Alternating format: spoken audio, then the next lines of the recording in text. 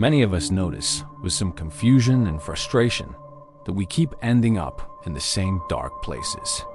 Perhaps it's another relationship with someone who doesn't seem able to love us properly, another breakdown of trust at work, another crisis around reputation or intimacy, or simply a return to a familiar, heavy mood. Once again, we feel anxious. Once again, we're convinced that people dislike us, or that something terrible is about to happen.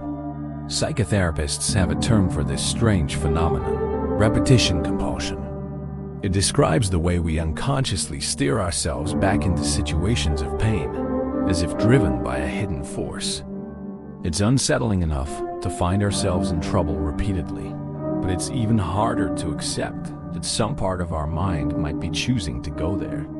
After all, we naturally want to repeat pleasure, not frustration or self-sabotage. So why do we seek out distress? Therapists suggest that we can't move on from a painful experience until we've properly faced it. Unresolved wounds remain active, no matter how much time has passed, if they haven't been acknowledged and emotionally processed.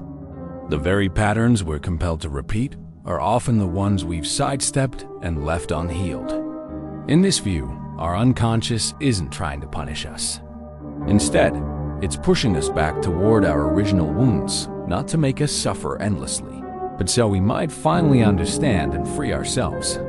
This means our compulsions are not signs of hopelessness. They're signals, an emotional conscience urging us to confront buried truths.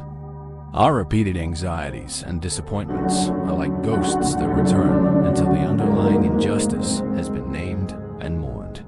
Often, these patterns trace back to childhood, a time when we were least able to understand what was happening to us, and most vulnerable to the behavior of adults. If, in adult life, we repeatedly fear humiliation, seek love from emotionally unavailable people, or sabotage our professional chances, we may need to ask, how are these patterns echoing the pains of our early years? What repetition is really asking of us is to pause and mourn. Just as grief is necessary when a loved one dies, we need to stop evading old hurts and allow ourselves to absorb them from many angles over time. Perhaps we must mourn the fact that a parent couldn't meet our needs, or that a sibling was favored, or that our adult relationships have been damaged by an inability to trust. This process is painful, but the reward is profound. When we finally keep our appointment with these old griefs, our minds begin to relent. The ghosts can rest. And slowly, we're released from the patterns they created. With understanding and mourning, we can step into new paths, less frightened, less trapped, and more free.